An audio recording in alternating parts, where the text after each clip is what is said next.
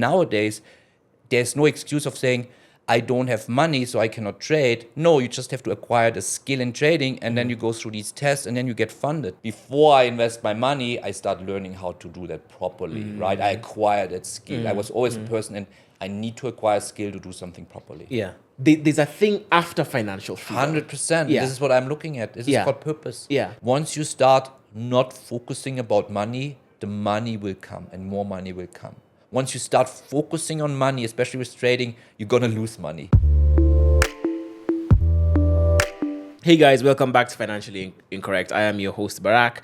Remember, this is a podcast proudly sponsored by FTMO.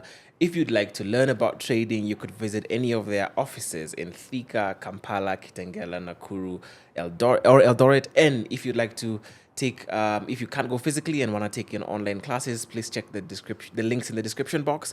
You can be able to also open a demo account. Again, those links are in the description box if you'd like to sort of figure out and test. And if you'd like to open an actual trading account as well, that link is in the description box for you.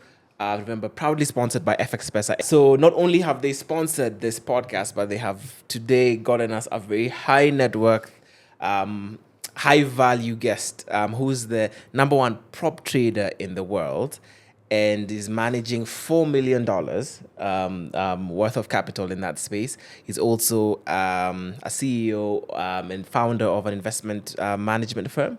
Correct. Bernd, welcome to the podcast. Oh, thank you for having me. Thank you for having me in Kenya and Nairobi. First time in Africa. Yeah. What an experience. Yeah. What's been your favorite thing about Kenya, about Nairobi? I guess Nairobi is where you've been.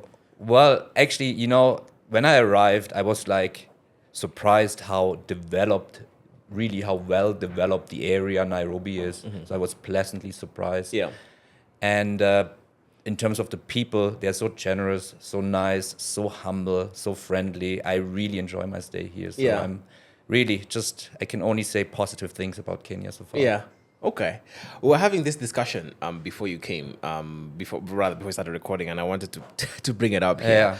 Flying business class versus an economy class. How did you when you came in? You came in on business class. I came in on business class, yes. So for my business travels, I only fly business nowadays because I want to be efficient, and I have a lot of meetings during my stay, usually wherever I go. Mm-hmm.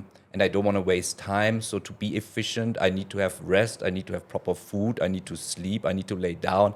Mm-hmm. This is what business class can provide to me. Yeah. So, however, I would really say, because for business, you usually pay like 3x, 4x compared to economy class. Yeah. So if you fly with your family and you have kids, so I have a daughter, she's 9, and we are 3 people, and then 3 times 3, 4x, right? Yeah. This is like a lot of money. So I think you don't see the value for money if you go just on a holiday, because that money you could easily spend on the vacation itself. Yeah. Book a nicer hotel, have nicer trips, go like out for dinner every single day to fancy restaurants. So for business, I would say business travel is necessary for me to be efficient. Yeah. But for vacation, I think it's not worth the money. Yeah, fair point. I mean, I've had the privilege of flying business class once in my life, and I can attest that when I got there, I was not as tired as one would usually be, I guess, when you're flying economy. So next week, actually, I'm flying to LA, and from Dubai to LA, it's 16 hours. Yeah. Flying this economy, and it's not for holidays, again, for business. Yeah. I could not imagine, sitting straight up for 16 hours. I would need vacation after that flight for another week, it's impossible. Yeah. Okay. So you've been on you are currently on a sort of world podcast tour, I would say. Yeah. Is your second or third stop? So this is my second stop. So 2 weeks ago, I've been to London. Mm-hmm. Now Kenya, Africa. Yeah. After that, in 2 weeks, I'm flying to LA, US. Then from LA, I'm flying to Miami. Yeah. Then back to Dubai, and then 1 week later, I'm flying to Bali, Indonesia, and then I hope I deserve a vacation because then beginning After of that, July, then we're gonna have a long 1 month family vacation in Thailand, in Koh Samui. Okay. This is where I'm building a villa right now as well, a second home, basically holiday home. So this is where we're gonna spend July. So yes, That sounds amazing. So let's try and make this podcast the best one on this. Yes, on we this have world to. tour, right? We want to add a lot of value. This is important, like for the viewers. Yeah. Okay. So maybe I guess if we jump straight into it, and for the non-traders who are potentially watching this podcast, if you could just explain to us what a prop trader is for start, and what prop trading is, and how to get, I guess, that whole sort of process. So prop trading is basically, I mean, you're trading in a financial market. You can trade multiple assets as a prop trader as well. You can trade forex. So usually these are forex prop firms, but in these forex prop firms, you can trade forex, you can trade stocks, you can trade futures, commodities, equity indices. You can trade exactly the same markets that you would trade with your personal account as well. So there's no difference here. The big difference comes where you get funded from, right? In your personal account, you have to fund your account yourself with your own hard-earned money. As a prop trader, you are getting funded by a firm, right? And so there is obviously the risk element if you trade your own money, right? That's risky in a way that you can lose your own hard-earned money. But if you lose the firm's money, it's not your own money. So I always say it's basically quote unquote risk-free, right? Because you cannot lose your own money. So now people who are new to the space and have never heard about prop trading, and then they might ask themselves, how do I get into prop trading? Well, these prop firms, they offer challenges, evaluations that every retail trader, everyone can buy these challenges. These basically, I would say these are tests, right? So, and these So it's like trading on a demo account. Exactly. So these tests are basically, you still have, it's not like a multiple choice or anything like that, right? It's not like a written test. You have to trade as well. You have to show your skills. You have to achieve a certain return on investment on your trades. And then you pass basically these evaluations. And when these companies basically, or these firms see that, hey, he can achieve a certain return on investment on his trades in his portfolio with like a proper risk and money management rules, then you get funded X amount, right? And these amounts vary, like from, you can get funded a 5K account, but you can get funded also 200K account, like we speak dollars, like $200,000, $400,000. And I'm funded personally $4 million, yes. Okay. So, I mean, for you, it must be a really prestigious sort of title to be, ranked the number one prop trader in the world. Yes. So I'm ranked the number one prop trader for the biggest prop firm in the world, which is called FTMO. So this makes me obviously then also like the biggest prop firm in the world. But it's specific to that prop firm, obviously. Right. With actually all these prop firms, they have like leaderboards in a way, like showcasing their best traders, and I was on that leaderboard 120 times in only 1.5 years. Okay. So this is like the all-time record for that firm, and that firm is the biggest firm in the world. Okay. And so you make your money, I'm assuming it's a commission off of the amount of money you make the firm? So exactly. So these firms are in a way very generous because they give you a high profit split. Okay. So they start usually at 80%. So the profit split is usually with these firms 80-20, so 20% the firm keeps and you as a trader keep 80%, even up to 90%. I have actually one firm where I'm funded 2 million, where I get the entire profit split 100%. How this works in the back end, they basically just have different accounts where they copy my trades separately, and they give me just all the profits, from so it's from a private, what you make. What I make, it's a private prop firm. Yes. Now that's proper, like risk-free, no? Yeah, that's like the ultimate. That's why I feel like I'm a prop firm ambassador, because it's really like that opportunity that nowadays exists for traders, especially if you're also not necessarily if you low capitalized, but if you're like don't have a lot of money to fund your account, you just have to acquire the skill of trading, and then you can go through these tests, and then you can get funded and scale up your business that way. You can scale up your funds. So nowadays, there's no excuse of saying, I don't have money, so I cannot trade. No, you just have to acquire the skill in trading, and then you go through these tests, and then you get funded. This is like this is a no-brainer in this business, a no-brainer. But how many prop firms are there in the world? I mean, are there enough? There's enough for everyone. There's enough for everyone. Yeah. But like any other business, there are good ones, there are bad ones. Right. We don't have to go down this rabbit hole in this podcast. But in any other business, there are good firms, bad firms. But it's pretty simple to find, like, you have a handful of really, really reliable, good ones that you can get funded with. Yeah. Okay. And what happens if you lose money? Well, then you lose. So it's quite interesting. So if you have to go through these challenges, these tests, you can lose these challenges. So obviously these challenges you cannot. This is the only investment, so to say, that you have to do, because these challenges are not for free. Okay. You have to pay for these challenges, but you have to pay only a very little amount compared to what you get funded. So maybe for like people in Kenya, it's very interesting. If you want to get funded a 5K account, $5,000 for these challenges, you only have to pay between $30 and $36.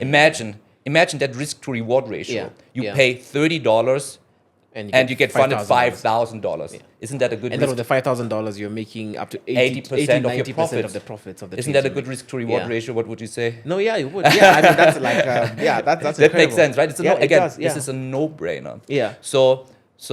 And if you lose their money, you just exactly. There's no personal. We're coming from there. So you can do these tests as many times as you want, basically, right? Which is. You can buy one challenge, you can fail. You can buy another challenge, you can fail, and then maybe you pass the third or fourth challenge, right? There's no limit in terms of, hey, you bought 5 challenges, now you cannot buy anymore, right? Okay. So you can buy as many challenges as you want. And also, once you get funded and you lost, like usually what these firms have, they have like a daily drawdown limit and a max drawdown limit. So usually their daily drawdown limit is 5%, their max drawdown limit is 10%. So let's assume you lose 10%, right? So you lost, like, on a 5K account, 10%. You lost, like, let's do the math. Let's do it right. You lose $500, right? Yeah. Let's assume you lose $500 on a 5K account. Well, you didn't lose any of your own money. You lost the firm's money, so to say, and you lose the account, basically, right? But then you can start over again from scratch and do another challenge. Okay. So there's always like this circle of, you know. So if you do lose 10% of the money in a day, they'll be like, thanks. Usually it's 5%. When you lose it in a day, it's 5%, but max drawdown is 10. Yes, exactly. They'll say, thanks.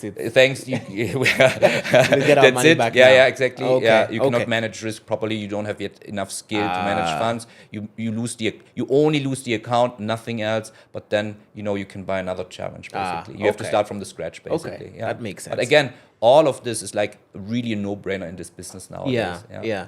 And you know what? It's also interesting is what I consider prop trading is like a driver's license in trading, right? Because we can touch on that later on as well, because in trading in general, there's no accreditation there's no accreditation or certification system that basically entitles you to trade, right? That proves that, hey, he's a good trader. He has an edge in the market. He has skill. He can do proper money and risk management. So if you, for instance, let's say you tried prop trading, but you failed challenge after challenge after challenge. Now you say, okay, I cannot pass these challenges. Let me fund my own account. What do you think is going to happen, Barrack? Yeah. What do you think is going to happen? I'm probably going to lose my money as well. Yeah, exactly. You're going to lose your money as well, right? It's a no-brainer. So that's why if you pass these challenges, it's like your driver's license. You're allowed to go out and drive the car. You're allowed to drive the racing car, the sports car on the street. Yeah. Because you have proven yourself. You have passed that test. Versus, hey, I go out on the street, drive that sports car. I don't have a driver's license. I've never driven my car. I've never driven a car before. Obviously, you're going to crash that car. Yeah. And the same with that trading. So I always consider this as your driver's license.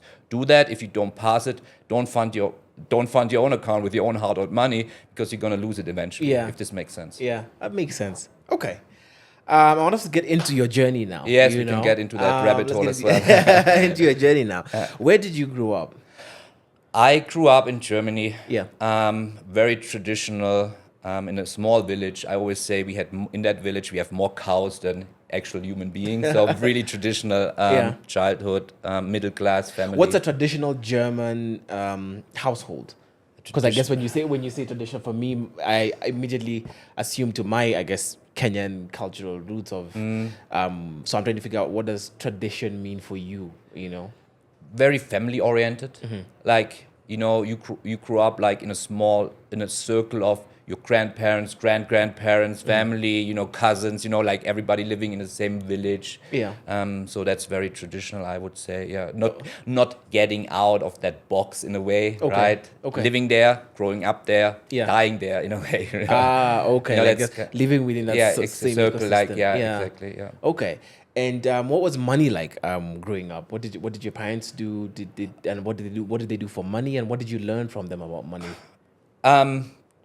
I think that's a good question. So my family, they own, so middle class in Germany, I would say, definitely not poor, but also not like super rich, not at all. So clear, like the average middle class, I would say.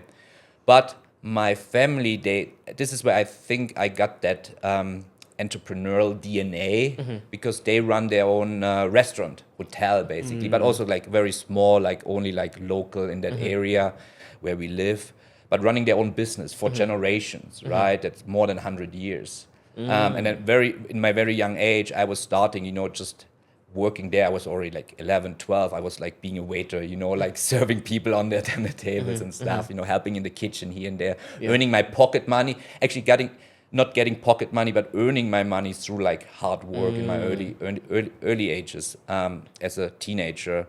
So this is where I got, I think, that entrepreneurial spirit, that DNA, that running your own business is like you're your own boss. So, however, I hated hospitality. I never wanted to take over that business, and still today, I hospitality.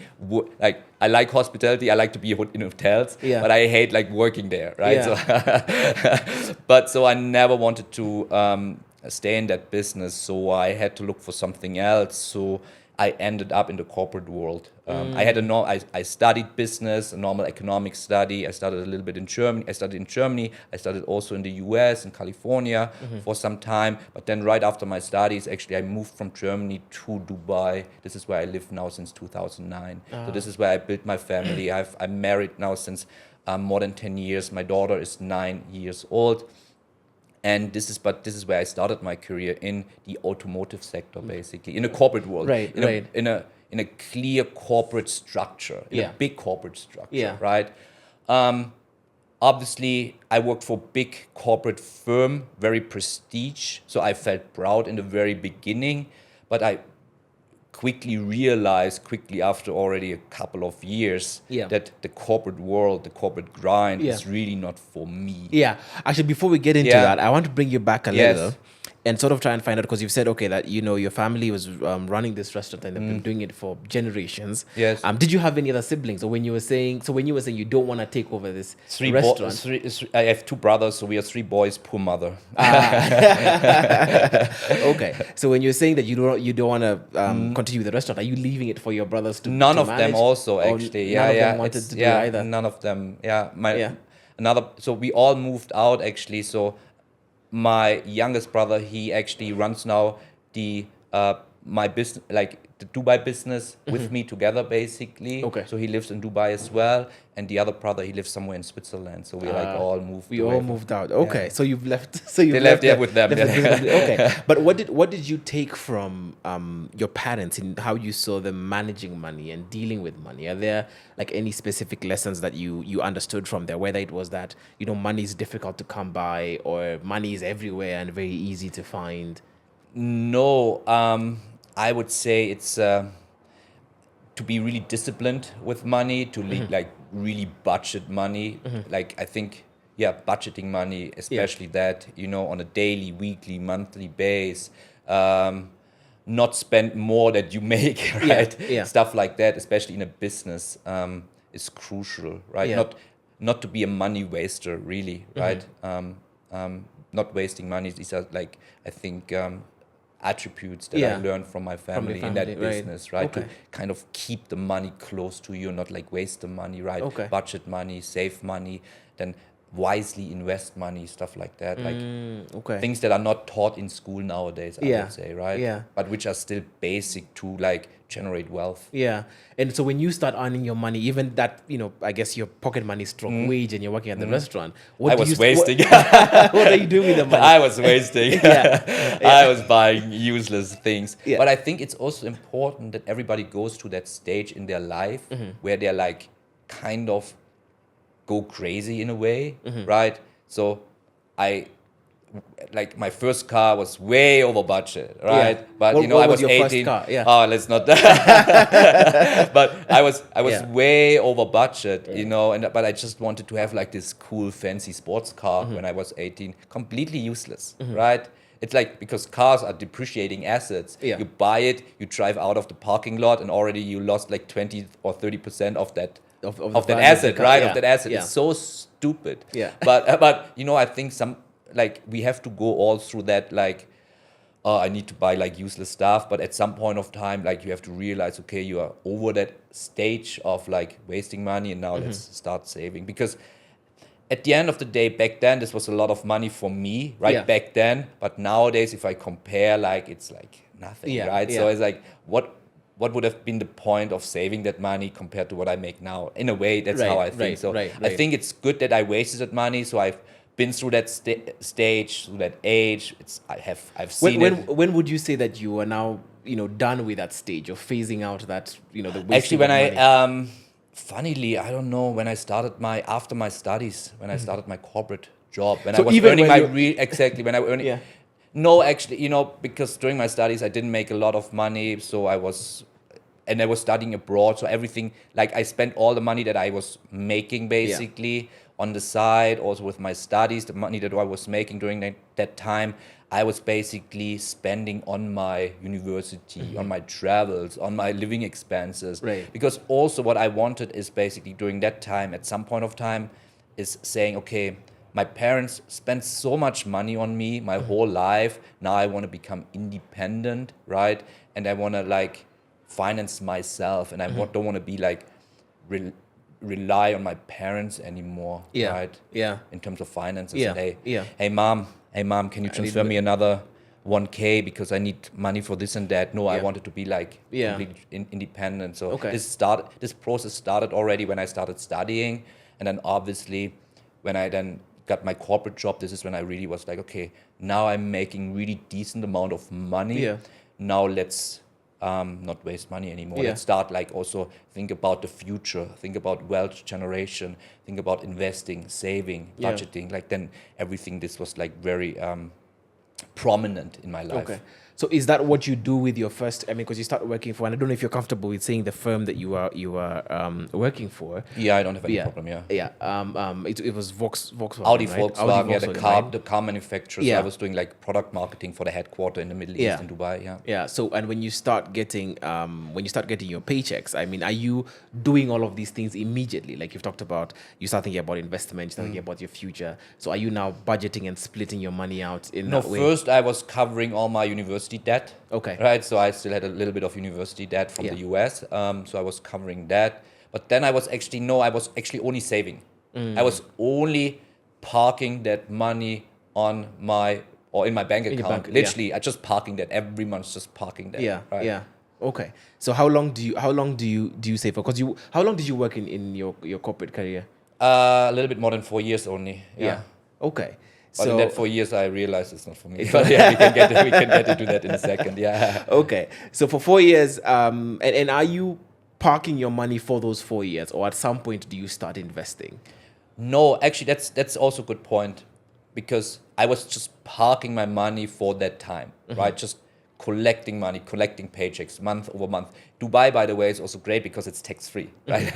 So it's you as with an entry position, you can earn so much more money than in Europe and Germany, where you have like 50% tax, right? Which goes 50% from your paycheck immediately goes to the government. You know, Dubai 100% in your own pockets, right? Yeah. Perfect, right? Yeah. I was earning really a lot of money for me, like at that point in time, right? I was so happy. I was so proud. But I was parking it all in my bank account because, again, I was in the automotive branch. I didn't know anything about investing, nothing.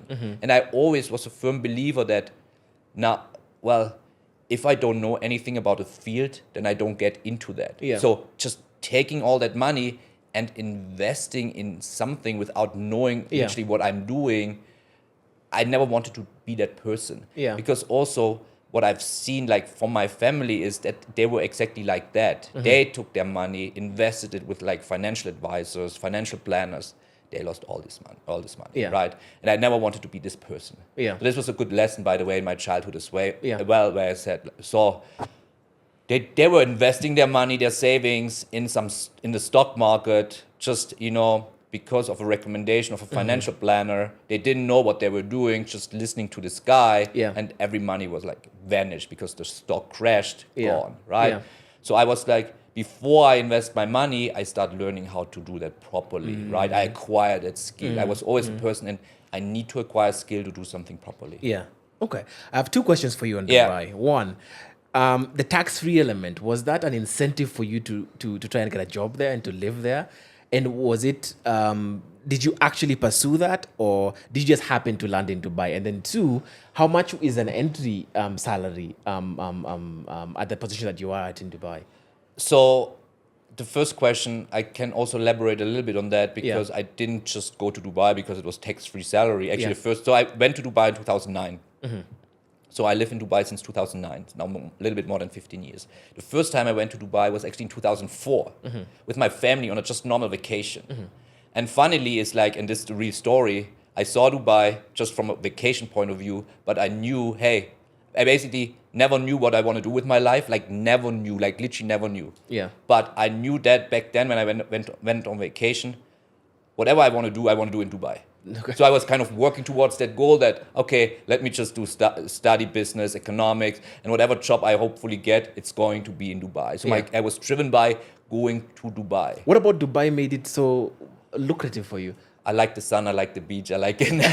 No rain. Well, right. We had floods a couple of weeks ago, but as well. But no, in general, it's just like the lifestyle. You can in Dubai, it's perfect. It's like the best combination for like leisure, pleasure, and like business, right? So it's like, for me, one of the best places on earth to combine. Like, you have the beaches, you have the sun, you have the nice facilities.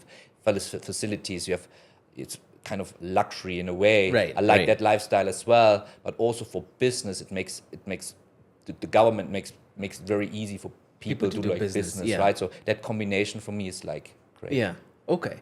What about the second question? In terms of what an entry salary is at for back then. So also I feel like the entry salaries are going a little bit down in a way. Strangely, yes. But back then the entry salary was like, so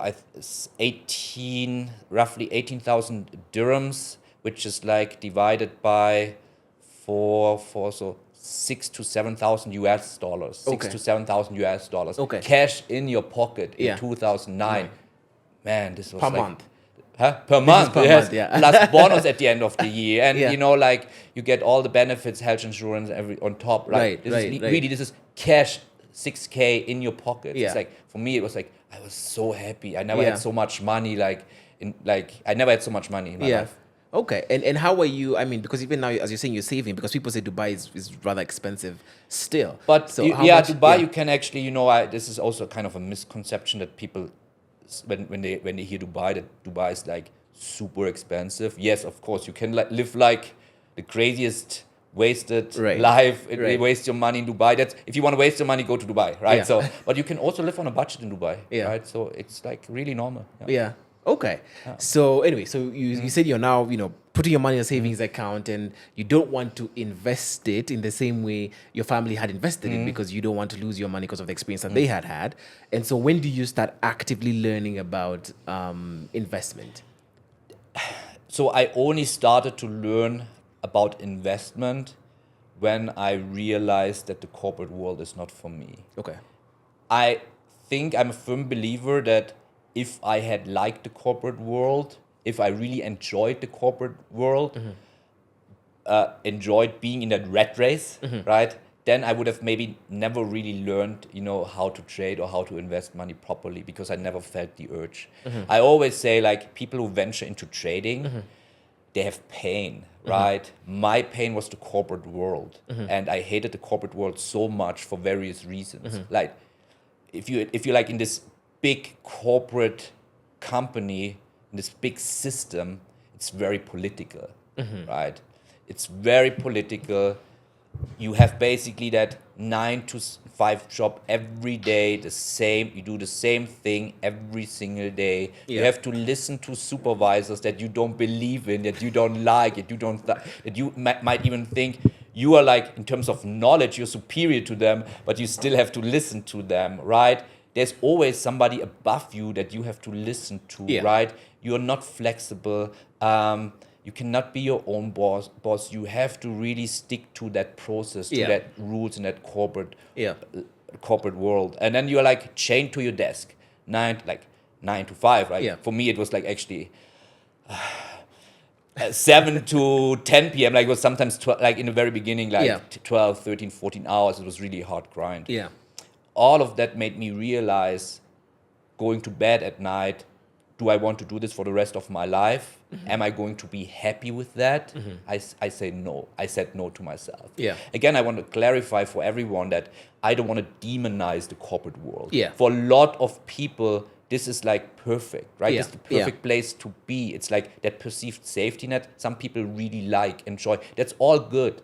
So it's very individual based. For me, it was not the right place to kind of, if I think, can I do this for the rest of my life? For me, it was clear, no, right? I wanted to achieve something different, be my own boss, be flexible with time, have a salary in a way that is based on performance, not based on some evaluation from some HR kind of in a way, get my And this is when I had this pain, right? That my reason, my why I went into trading, into investing, was pain that I didn't like my corporate job. So I was like, okay, I got to know about trading. I was always curious about trading. Back in the days, obviously the space was completely different. When I started to learn, there was not so much. There was no social, like, right. Currently, it's like on social media you find like the amount of information is endless. It's also not good because people don't know what's good, what's good. But back then there was literally nothing, right? So, which back then I just knew trading from Hollywood movies, basically, right? Seeing these guys driving a fast car, living these crazy lives, sitting in front of the 7 screens, like all this exaggeration of, how a trader life would be. But I found it curious in a way that, hey, you can make money from like the financial market, and most probably like there are people out there who can consistently make money month over month from the financial market. So I was like, if this is something that you can learn, if this is another profession, then let me find a way how to learn this, and this is how everything gets started. Started, basically. Interesting. So I guess in this four and a half year journey that you're in, you now it's like, I'm gonna exit. I need to exit this corporate job. You now look into, I guess, learning how to trade. And interestingly, when we were talking before, you told me that you didn't give yourself a deadline, right? You didn't give yourself a deadline, whether it was revenue and whether it was time that you had to exit the corporate job and move into the financial space.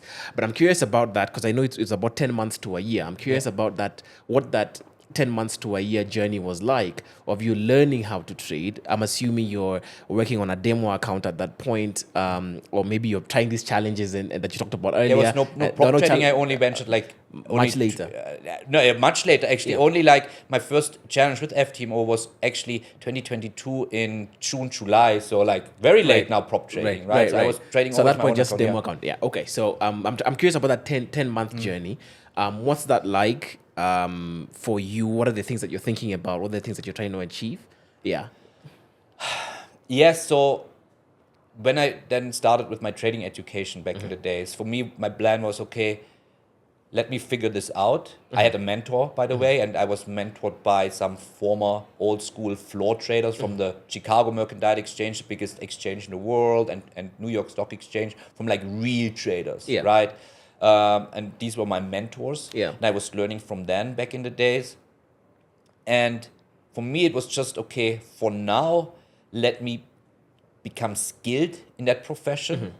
to kind of generate income and then generate a side income besides my job. So I was like under the impression, okay, if I have a proper income with my corporate job, if I have a side income with trading, I have two income streams. I maybe can retire earlier. That was maybe my initial plan, but just very basic second income. But once I then realized, wow, I can really make this work. I'm like, I can see consistency in that skill, in how I trade the markets, and I can make monthly salaries.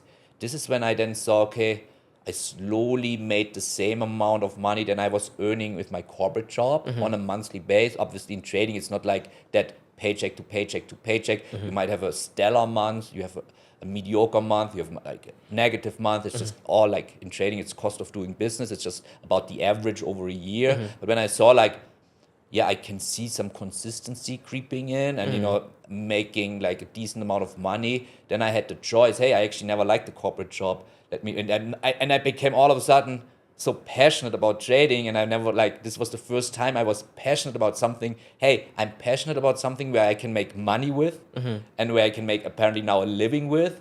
So sorry for my language, screw my job and quit my job, you know, ditch my job and, you know, just become a full-time trader. And this is when I rather quickly, again, I don't want to be like benchmark for anybody else, but when I rather quickly decided to quit my job, become a full-time trader, and To sort of give some context, how much were you making at that time at the corporate job? How much had your salary gotten to at that point? So yeah, poor.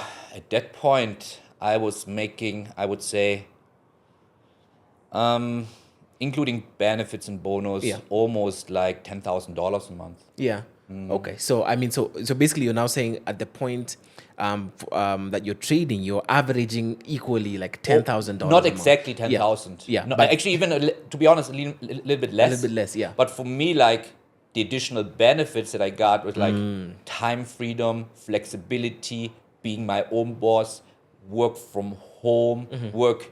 You know, we can get into my trading style in a little bit as well. Yeah. I trade less than 30 minutes a day. So my actual trading day is less than 30 minutes. So taking all this into account, I'm even happy with half of the salary that I'm getting in my corporate job because all these personal benefits are so outstanding that, hey, I don't care about 10K. I care about, you know, having, you know, a little bit less in the very beginning, but having this freedom in general.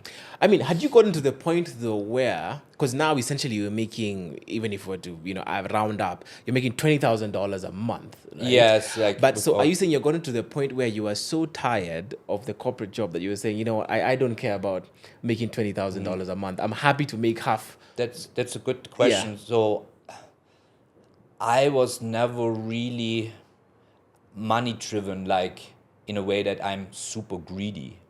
I was always a person who was driven about I'm driven about personal development in a way and feeling. It's a very philosophical discussion as well, right? Very philosophical. So for me, it was always about being happy in a way. And what does happy means for me? If I in the morning get up and I'm looking forward to the day. So you can pay me, you know, 5, 6, 7, 8x of that money back in the days to give me a raise in a corporate job, but every day I wake up and hate going to my job, hate going to the office, checking the time when I finally can go home, living for my holidays, living for the weekends, on Sunday being like, shit, I have to go back to the office on Monday. Hell no, right? Hell no, never ever again. And having this feeling versus I'm looking forward to every single day. I can't wait for the next day. I don't like sleeping because I can't wait for the market to open again and, you know, analyze the market and, you know, do trading and do stuff like being just my own boss is just invaluable. You cannot put a price tag on that. That's how I felt. Can I ask you a question on that? It's philosophical. We'll take a slight turn. I want to ask you about the feeling of, you know what you've simply just described as saying, like, I'm waking up and I'm looking forward to the next day. I cannot wait for the market to open, you know? I want to ask about that feeling in contrast to this other one of saying, yeah, you can pay me whatever you want to pay me, but I hate waking up in the morning. I'm waking up and, on Sunday night, I'm like, my goodness, it's Monday tomorrow and this will suck. Yeah. And I want to ask you that question from the context of, if you have financial, as every adult does, have financial obligations, what does this other life feel like? The one that you're living now, where you're saying, I cannot wait for tomorrow, What does it feel like? And is it worth, of course it's worth taking the risk, but I'm just trying to figure out the... You feel a purpose. Yeah, like the process of taking that. For me, it was like, now I finally feel a purpose in my life. I never felt that purpose in the corporate world. Yeah. But this trading wise, and then because then at some point of time I founded a licensed investment consultancy in Dubai that is regulated by the UAE government, and we then offer trading education through that licensed investment consultancy. So running my own businesses, then starting slowly to run, like, diversify myself, not trading only my own capital, running that licensed investment consultancy, but everything like related to trading, running my own business.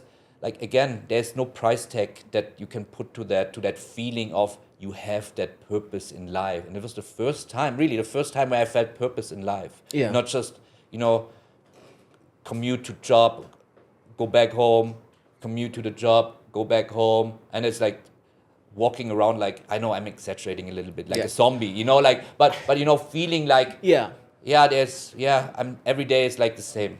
Yeah. I mean, I don't know if it's exaggerating, because I do think a lot of people, and I try my best on this podcast not to generalize, but it's important not to generalize things. It's just for me, it's just my personal experience and perception about life. Yeah, no, but I do think a lot of people, do live, you get in the rat race and you do live like a zombie. And so I'm really trying to see if I can crystallize what it feels like to live out your purpose and what that does for your life and you being wholesome and a wholesome person. Vis-a-vis, because you seem like you've lived both, where there's 4.5 years where you lived like in the rat race and a zombie, and then now at some point you then have this freedom. And even then you're saying, when even my income was halving literally from 20,000 to 10,000, I'm still extremely happy.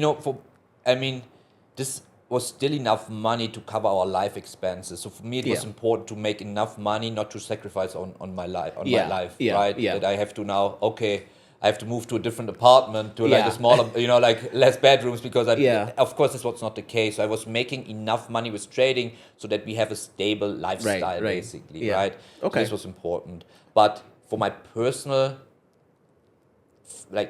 feelings about that, it was like,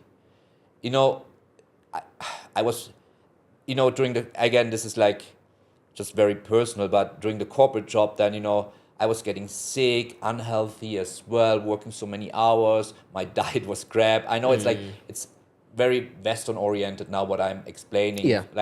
But I was really not feeling my best, like mentally, but also physically. Yeah. Right. So I really felt how this is draining.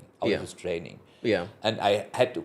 And I realized that I need that shift in like mental health and physical health, right? Because again, can you put a price tag on physical health or physical health or mental health? Like, you can have all the money in the world if you're a sick person, right? If you're sick, then what does that money mean to you? Nothing, right? So for me, also health and my being like mentally on point, like, being a happy person was always just very important for me, like top priority. Yeah. Okay, interesting. I mean, I think that's some really, really incredible insight. So anyway, so you start your trading journey at that point, right? So you leave the job, start your trading journey. I mean, within the first year of your trading, I mean, do you go through, what's your lowest point? Where potentially, whether you've not made enough money for the month or whatever the case is, what's your lowest point in that financial year where you potentially have thoughts of, oh man, I don't know if I made a mistake here? Do you have any of those experiences at all? Thanks God, I never had those experiences. Yeah. I never had doubts about what I'm doing. I had a very good support system. My wife was super supportive, so the people that I cared about, obviously not everyone was supportive. Like, back then, you know, my peers, my colleagues, my friends, like some people thought like, what the heck is he doing? He's like gambling, or, you know, like this will never work. You cannot make consistent income in the financial market. You know, all these stereotypical thoughts that people have about the financial markets, all these myths that are flying around in the orbit. I was a little bit struggling with, because my friends didn't believe in me, but that was okay. If you have friends that don't believe in you, then these are not real friends, right? So I kind of excluded them from my life really quickly, and I created my own bubble with people who like supported me, like especially my wife. Like she's like super supportive in whatever I'm doing still today. And how important was your wife's support financially speaking, in terms of you feeling like you're because I know you had mentioned, we had talked about the fact that she was working at the time. How important was that for financial security? Yes, I mean I can admit I don't mind that you know, that my wife is also was also working at that time, and you know, making money. It's helpful, of course. Every dollar, you know. Trading is a notoriously difficult job because you constantly have your own money at risk. So mentally, it's already super difficult, right? Because in the financial market, you have two emotions: greed and fear. If you're a trader, and with trading you're living from paycheck to paycheck to paycheck, this will never work, because you are so money focused. Versus in trading, you have to get like process oriented.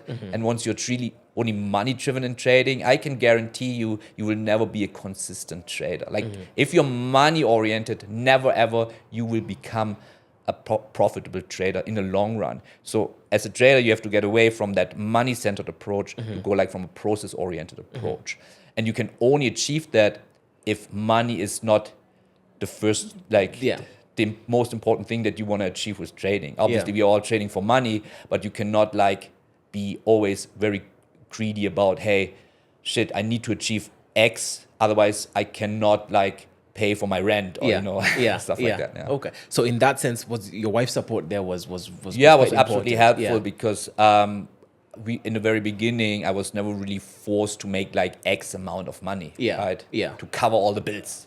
And we still had good savings. This is also important, right? If you venture into full-time trading, because this is again a completely different ball game than just trading as a second income source, because now you all of a sudden feel more pressure, because you're like a full-time trader. This is your sole income. Now, really, it matters how you perform. It really matters, for God's sake, right? So then I mean, you need to have savings. What I recommend to people is have at least 1 year of savings piled up, that you can, even if you don't perform, that you can like don't have to justify on your day-to-day life, right? Okay. A question there, right? So when you start, because I didn't ask this about when you started the trading process, how much money? Because like we said this is not it's not a prop firm structure. This is your own money. So how much money do you start trading? How much of your own money do you put in? I was trading the futures market. So again, I don't want to go into technicals, but trading equity indices, commodities, precious metals, gold, silver, agricultural products, currency pairs. So I was trading actually all assets basically. So I think my first account funding was like, when I was full time, right? When you're I think $50,000. Okay. Because I had to, you know, Dubai living standards are different to like other living standards, right? And to kind of keep that living standard that I was living, so I needed that $50,000 in my trading account. Okay, so that's what you started with. All right. So anyway, so you said within your first year, you know, things go well. I mean, in your trading journey, you don't really have any negative, any like sour thoughts, or this was a mistake, or this wasn't the plan. Of course, there's your wife's support that's coming in, and the bubble that now you create that's a really solid support structure to sort of keep you going. But slowly, actually, if I can add this, maybe this is leading towards your question. I'm sorry to interrupt you, but actually slowly because now I was like working from home, right? And I was my own I was my own boss and my own employee basically, right? My only employee. So I was starting to feel a little bit lonely. Okay. You're missing the work environment. I was actually missing like talking to people about trading, like on a professional level in a way, not like no offense to my wife, Yeah. but not like, like chit chat about how was your day kind of in a way. Right? But more like really on a professional level, talking about trading. Okay. And also it's funny because since my trading approach that I call set and forget and get alive, right? Which means that I do my analysis. So I'm a higher time frame trader, which is a swing trader. I execute on a daily time frame,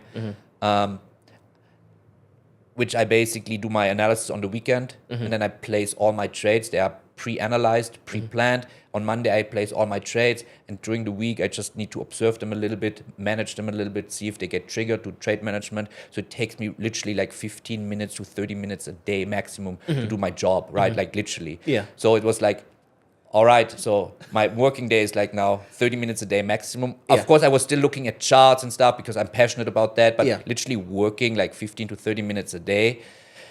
What shall I do the rest of my time, right? So at this time, I was actually, going from, because in the very beginning, I felt still like super proud that I can live this life. So I was like going from beach club to beach club, and every day, another beach club, and posting pictures on Instagram. And they're still on my Instagram, by the way. I think if you scroll all the way down, there's still like every day another beach club, you know. But, it felt like then at some point of time, again, I felt a little bit lonely because I didn't have anybody to talk about trading on a professional level. Yeah. Also, I felt like, okay, now I'm losing purpose because, I'm like, if I go to bed at night, I'm like, okay, what did I accomplish except for getting a nice tan? Yes, I'm making money, but, it feels different because now all of a sudden, money is working for you and you're not running after the money, right? It's like money working for you, basically. Make money work for you, right? That's basically our slogan as well for our investment consultancy. And all of a sudden was like money was working for me and not I was running after the money. But still, it felt like, now what did I accomplish, right? It was like so weird now, that shift in mindset to lonely. I no not much purpose anymore. And okay, where's now my legacy? Right, legacy was really always important for me. So, and then I slowly got into the process of what else can I do with my skill with trading, and this is when we then slowly started to found or establish that licensed investment consultants in Dubai, right? Because of those reasons that I have so much time, I need a purpose, I need to build legacy. I like to do something where I really feel like, okay, I can fill my day with like more like practical things. Yeah. I mean, how long did it take for that lethargy and feeling to kick in from the moment you become a full-time trader? How long does it take you to begin to feel, quote unquote, purposeless again? Not much, like, to be honest, like less than a year. Less than a year. Okay. Because it felt like a long vacation. Right. It felt like a never-ending... A never-ending vacation. That's a good way how to describe it. It felt like a never-ending vacation. That's interesting. I don't know if many... I've never thought about it. And it's so weird because some people are asking me, why do you work so much? Like, why you travel? Like, why do you move? Like, travel so much? Go on these podcasts. Why don't you just lay on the beach and don't do anything? Yeah. I've done that. And I've really literally, and these people who are asking these questions, they've never experienced that. They're the people who are in the corporate world and having this dream of like, if I could just lay on the beach the whole day and don't do anything, right? But this gets boring as hell. Not doing anything gets boring as hell, right? It's not, I'm like a person that is then driven by, I need to feel accomplished by, I need to have like that purpose. I need to do something. I'm driven by doing stuff, right? So and then pretty quickly I felt like, hey, no, this is not like only trading by itself. It doesn't fulfill me. It's not like fulfilling enough in a way of that, okay, what did I accomplish this day? I have another philosophical question for you from there. And it's based on what you're talking about, in essentially around the elements of purpose. And because it seems like you start, right, and you start making money. Yes. And so I guess people get in the corporate space to try and make money, and you're chasing money. Then now money's working for you. Yes. And then you land back into that same hole of sort of feeling like, oh my goodness, what's happening? And I'm bored, and I'm not feeling good, and I'm not feeling like I have a lot of purpose. And it seems like, so I'm trying to ask and a lot of people, I mean, when you ask people, what are you looking for? A lot of people say financial freedom, financial freedom. So I guess I'm trying to figure out there's a thing after financial freedom. 100%. Yeah. This is what I'm looking at. This is Yeah. called purpose. Yeah. This is called legacy and purpose. You can just describe it simply Yeah. in purpose and legacy. Yeah. Right? Building something for your generations to Yeah. come. Legacy, right? And building something that people remember you. I always like if I can build something where people remember me and that I have something that for my future generation, Yeah. for my daughter, that's like the biggest accomplishment that you can receive, right? And then Yeah. of course purpose. Yeah. Purpose that I know why I'm getting up, right, every single day, Yeah. right? Yes, I'm getting up to make money in the financial market, Yeah. but it has a certain purpose, but it gets boring. There's purpose, but it Yeah. gets boring, Gets right? yeah. It's like this. Yeah. Straight What do you think is more important? I mean, if you are in a vacuum, you know the way they have like the Matrix movie, the red pill, the blue Yeah. pill, and someone's like, okay, so take this, and you have financial freedom. You know, you'll have all the money in the world, and then you achieve purpose after. Or you can take this and you achieve purpose, and maybe you'll achieve financial freedom, and maybe you won't, but you will have purpose. Which one do you think you're taking? Well, I always take they say like, take the red pill and you get Yeah. out of the red race, right? That's Yeah. how it is, right? So I would Yeah. always take the red pill, right? Yeah. So I achieved, so with my trading, I Yeah. achieved financial, Financial let's call it financial stability, Okay. right? Because let's call it financial stability. Yeah. Right? So, and financial stability and time freedom. Okay. Right? That's what I Okay. achieved. Yeah. Financial stability and time freedom. at that point. At that point, Yeah. right? So now I have financial stability, I have good earnings, I have savings, right? Now I have so much time on my hand. What Yeah. can I do with that money? Yeah. Right? And Yeah. to serve another purpose. Yeah. Right? To do something that I'm like for myself, that I can stand behind, that I feel good about. Yeah. And this is when I basically said, hey, trading is my passion. This is my profession. I'm all about trading. I could talk. You see, I can talk about trading all day long. Like Yeah, that podcast yeah. could last 2 hours, and we're still not getting to a point. That's my problem. We can do 2 episodes. Yeah. But you see, and this is then, I can talk about trading. And that was my point. I can talk about trading the whole day, and trading is my thing. So let's do something related to trading. And Yeah. this is when basically I decided, hey, a licensed investment consultancy, because I have a proper track record. I have all these certificates, other certificates like related to the financial market. Yeah. That I can, establish this company in Dubai, and let's do Yeah. something with that company to Yeah. have like some purpose on top. Okay. Final hypothetical question is: Yeah. if do you think you would be equally as happy if you had been in a corporate company that you enjoyed, a corporate culture that you enjoyed, in a corporate environment that was aligned to your purpose? Do you think you would have been as happy if you had that, but were not making as much money as you Well, made? that's a very hypothetical question. Yeah. Very hypothetical, right? It's Hypothetical as it gets. as hypothetical as it gets. Yeah. I would say, if I didn't have so much pain that time, like mental pain, Yeah. right? Like that I hate what I'm doing, I would have never looked for like a way out. So if I had maybe gotten at the point where I get, salary raises, I get not only the salary raises, but, getting appreciated in the company for what I'm doing, climbing up the hierarchy level, and, like being appreciated by performance, Yeah. right? Then I would have said, most probably I would have, maybe it would have taken me longer Okay. to realize, but I also I know people that really, they stayed in that corporate world for like years, way after me, way longer than me. And they climbed up the hierarchy level so much that became like literally board members of big corporations, Right. where they make actually millions. Yeah. Millions. Yeah. But they're still not like happy in a way. Yeah. And I can see how their like mental health and also physical health is Yeah. training. Yeah. And so I think it would have just taken me just a little bit longer to realize that this is not for me. Yeah. Right.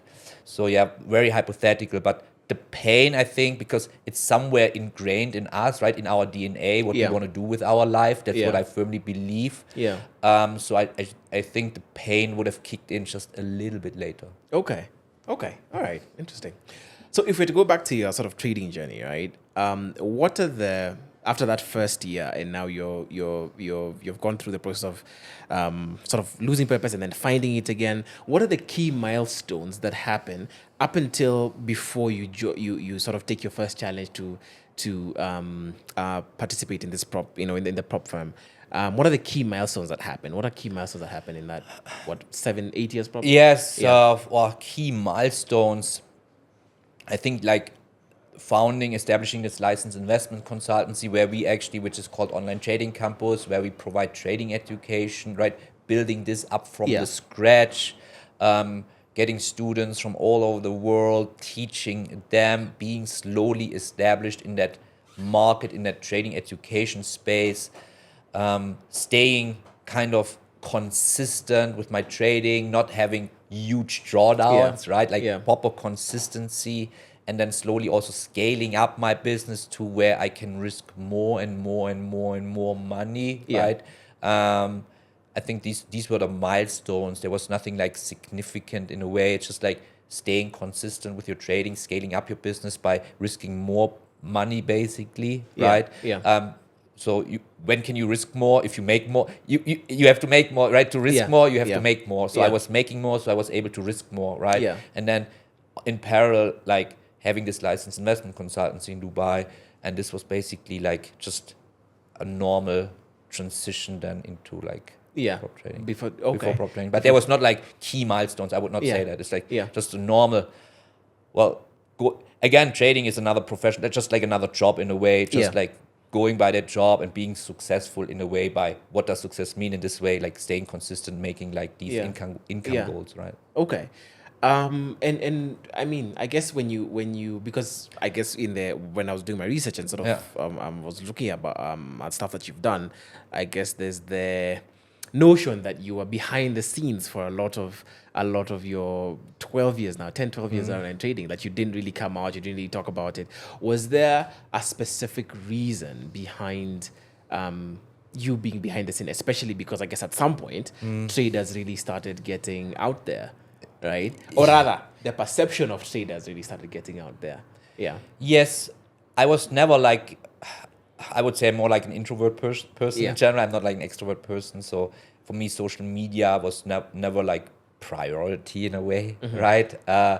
So that's why I never needed social media for my own life, right? But actually, when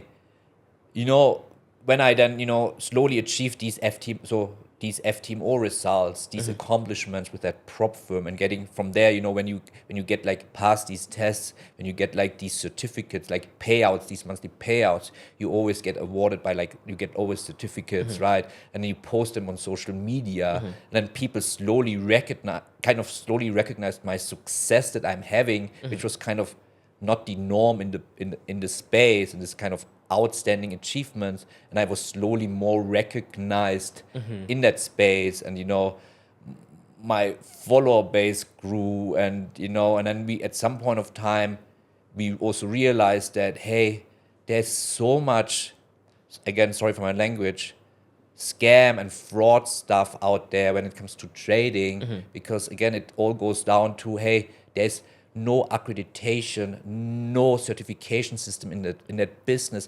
Everybody can call themselves a trader, and literally every single person can offer trading education, regardless of experience. That's so strange. I think that's the only profession in this world that is like everyone can offer like education or can offer like a service, right? It's the only business in the world. It's so weird. But in trading, that's the biggest problem that we have. So people are struggling, to find something credible, a trustworthy space. And for me, seeing, again, I was never that social media person, but obviously you get exposed by that stuff that is happening out there, and seeing, these scams, I felt for that, the because I love this business so much in a way, like I love trading, but I hate what this business stands for, the perception of this business, that everybody thinks it's like a scam, and everybody of us most probably got scammed at least once in their life when it comes to trading, right? That I felt personally offended in a way that said, all these scams, I want to make a change in this market, right? I want to stand out as somebody who's credible, who's trustworthy, who is like the needle in the haystack, right? That people can find and can like trust, and so I basically was a natural progression in saying, okay, let me go out there and spread the word about trading, about real trading, and show these scams that they cannot do whatever they want to do, right? Yeah. Okay. Interesting. This was like this was my personal motivation. This was really my personal motivation because, again, I feel sometimes really embarrassed for what this business stands for. Yeah. Because I personally, as a credible trader, has to kind of, in a way, justify, for what's happening in that business, right? But it's not me. Right, but me as a person has to justify for what's happening in that business. So I need to again, it goes back to purpose, and personal motivation was like, I want to change it for better. Of course, it's like, I cannot change the whole, I know I cannot change the whole business, but I can at least make an impact. Yeah. Okay. And right now, because you've talked about, I guess, a number of different businesses that you run, how many income streams do you earn? Like, if you're to talk about, Bernd as a business, right? Like, if you're a business and we're to be like, okay, how many different ways do you earn money? It's very simple, right? It's my trading. Right now, to be honest, I don't trade my own money anymore. At all. You don't? I just do prop trading. Yeah. Right, 4 million in capital. So imagine, 4 million in capital. So what I tell people, what is a realistic goal is that if you risk 1% of your account, that you can make 2% a month. That's a realistic goal. Yeah. All right. 1% risk right?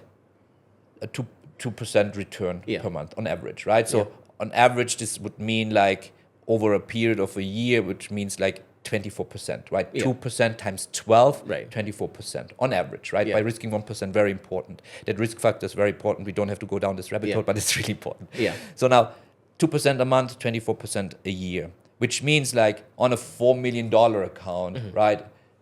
2%, it's like 1% is $40,000, 2% is $80,000. Yeah. Now multiply this by 12. By 12, by 20, by 12. By 12, what could be like my yearly salary on trading. Right? It's good. I'm doing okay, right? I'm doing okay. And then of course this is one income stream. Yeah. And that's why, how did we get there? That's why I really don't need to trade my own money anymore. Yeah. Right. It's like more than enough. For me, more than enough. I don't need to live I don't need to have a private jet and 5 fancy cars. I don't need where does that, because the potential is there, the potential to earn enough money to own private jets, and it is that you have the ability to do that. Yes, but it also again,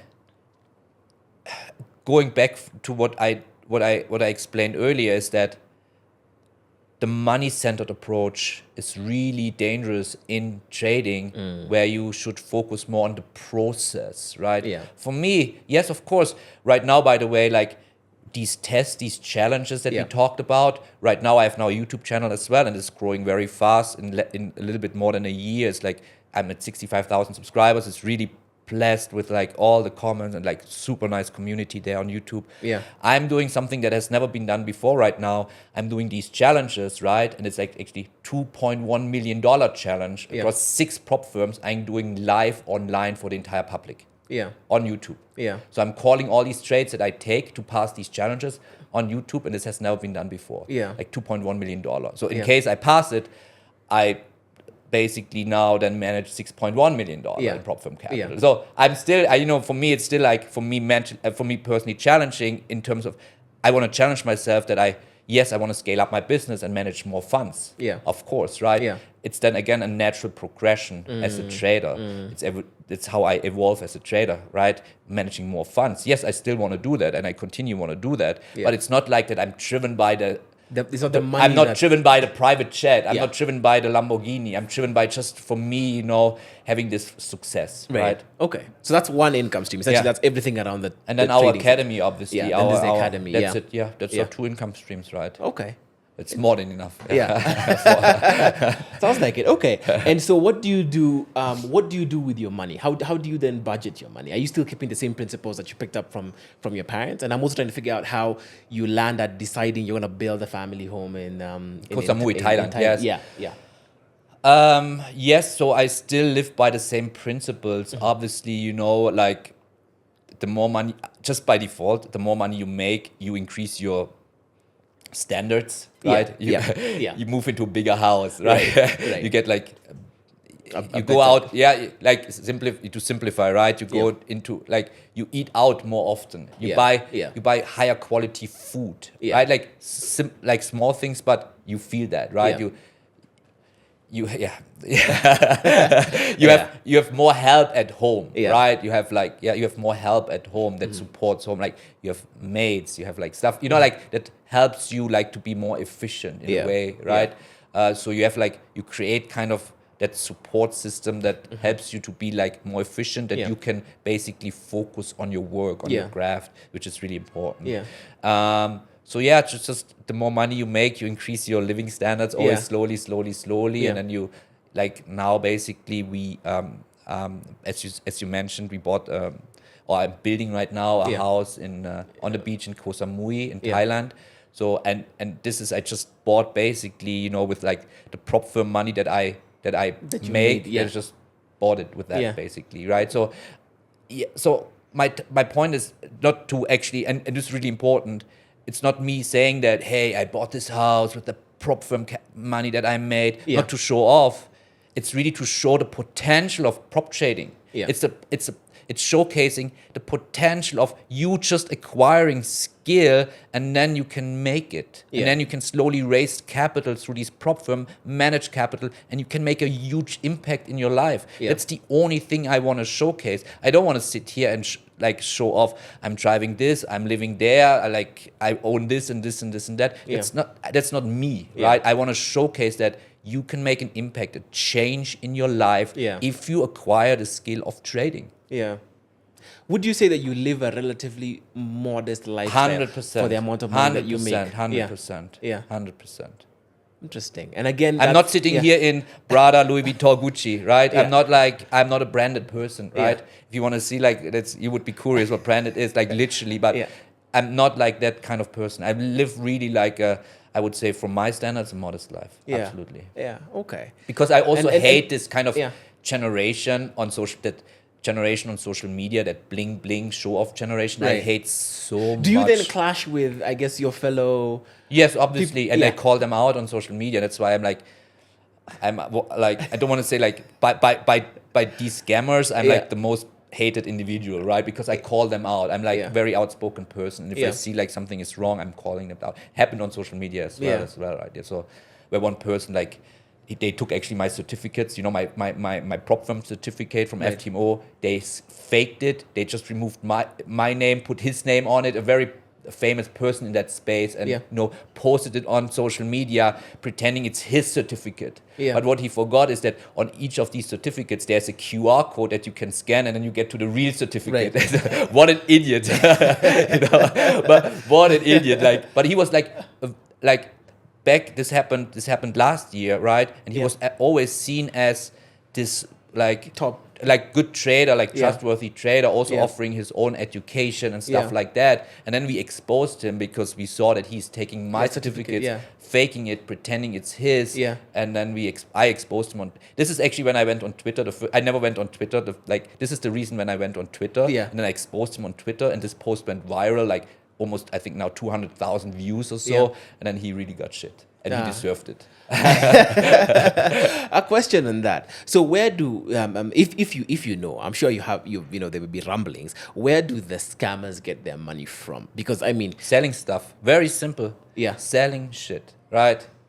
like what, like the courses or Yeah, what? selling courses, selling. They call it selling signals, access to some dodgy Telegram groups, like selling EAs, like these bots, selling all kinds of nonsense. Everything else other than the actual. Yeah, of course, right? Selling nonsense for like, it's like this double-edged sword where like sometimes I feel like people should be in general more aware and educated about just basics. Yeah. For instance, like when people believe in, hey, I buy this bot for like $50, like this EA, right, for $50, that way I just have to click the button and this automatically, magically makes for me money in the market consistently, right?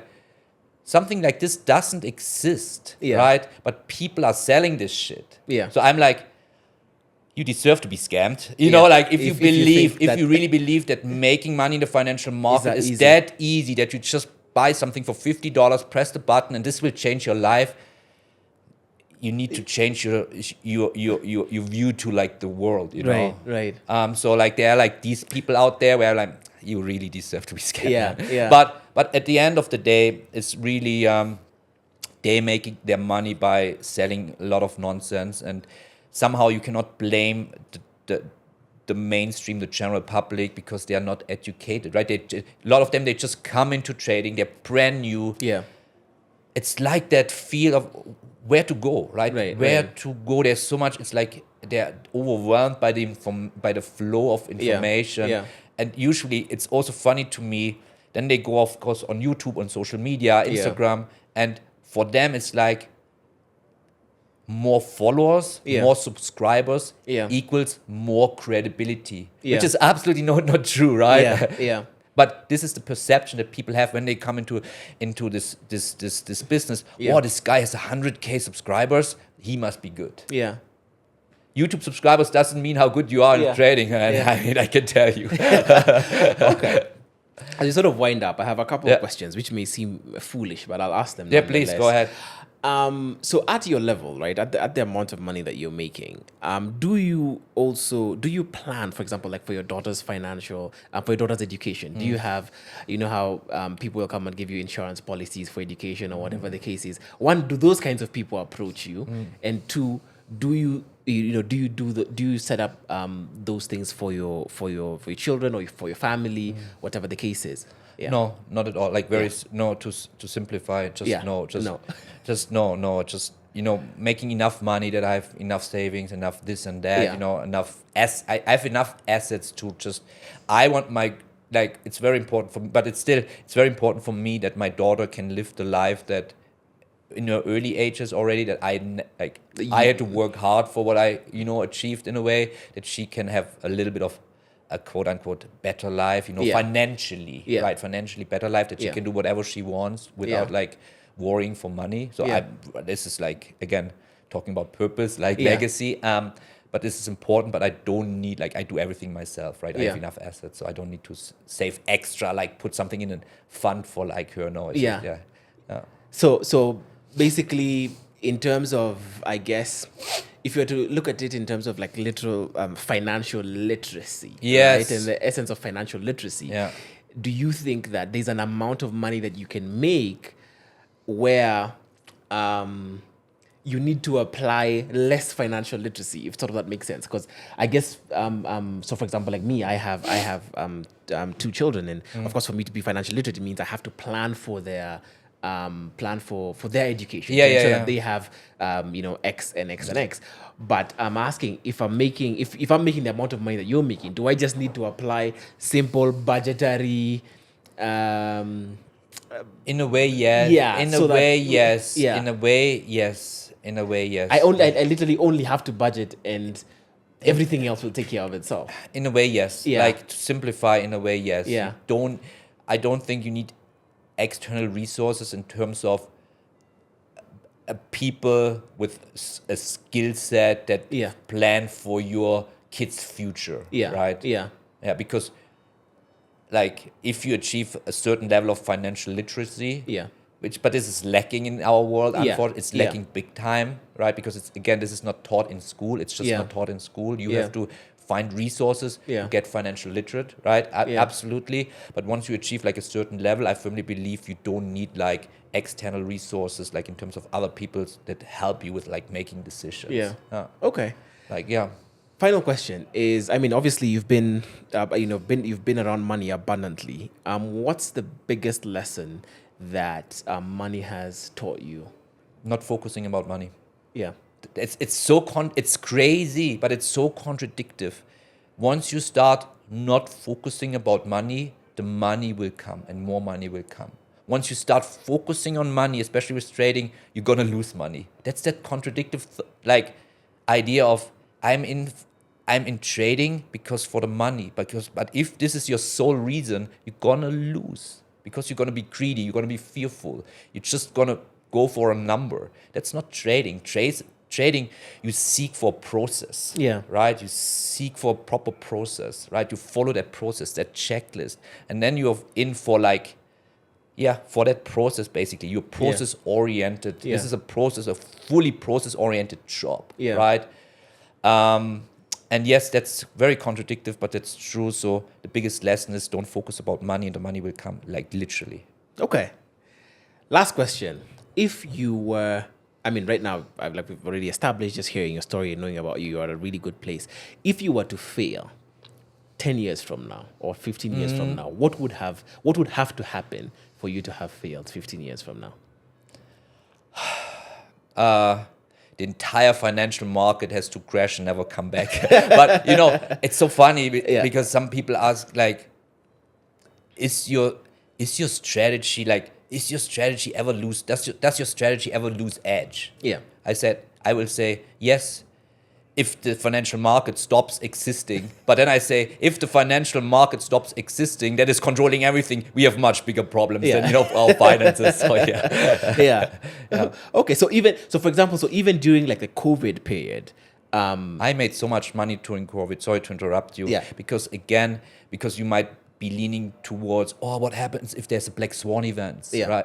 Black swan event. I firmly believe, and I said that a couple of days ago when we had this panel discussion, right? I said, I don't believe in black swan events. Everything can be seen basically in the fundamentals of a market, right? I'm a firm believer that fundamentals drive price. And with a good knowledge in fundamentals, you basically can anticipate these moves in advance, and it's proven by the way. I've that on social media. I've called that crash before it actually happened. I didn't know that there's going to be like a pandemic. I didn't know that the market's going to crash like this crazy. But I know that this is the top of the market.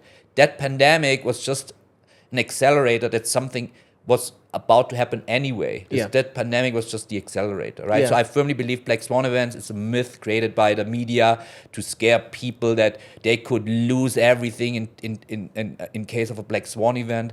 But if you know how to read these charts and if you understand fundamentals, you can anticipate these moves in advance. And I've done this over and over again in my career. Yeah. So you're saying you didn't predict COVID, but so the moment it happens, what are the moves that you made? You can give us like one move that you made that allowed you to make a lot of money. You sell the equity indices, right? The US equity indices, right? You short them. You make money on the downside, right? So the US stock market, basically, the NASDAQ, S&P, the Dow Jones, like in FX terms, you were 30. You sell them to make money, right? You short them. And this is how we made... actually, it's also a funny story because a student of us back then, he shorted Tesla. He sold Tesla, and then with the money he made, he bought his own Tesla. Super funny story. It's a real story, by the way. I'm not kidding. This was so funny, hilarious at that time. But yes, it's like you're selling like the markets that are about to crash.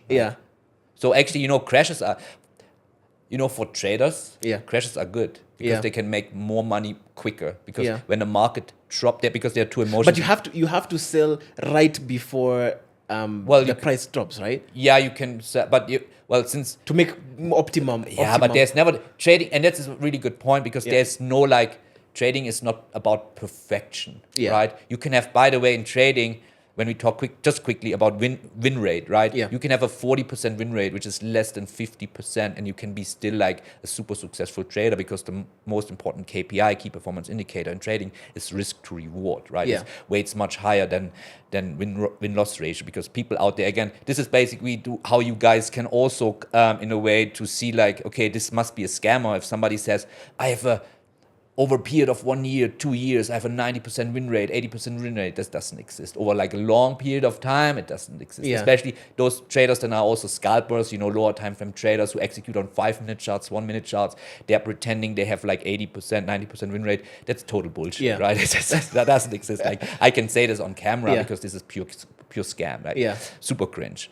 But you can. So trading is not about perfection, since you can have a win rate that is less than 50%. It's about, timing the market with a proper risk to reward ratio. Yeah. So even if the market drops, and the market dropped already a little bit, you can sell, but you have like a proper risk to reward ratio, right? And you can still make a lot of money. Okay.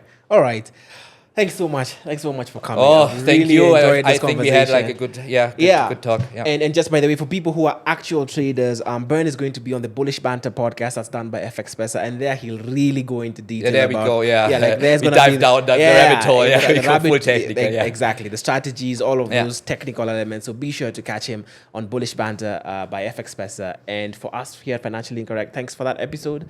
We will see you guys next time. Thank you so much. Thank you guys. Bye bye.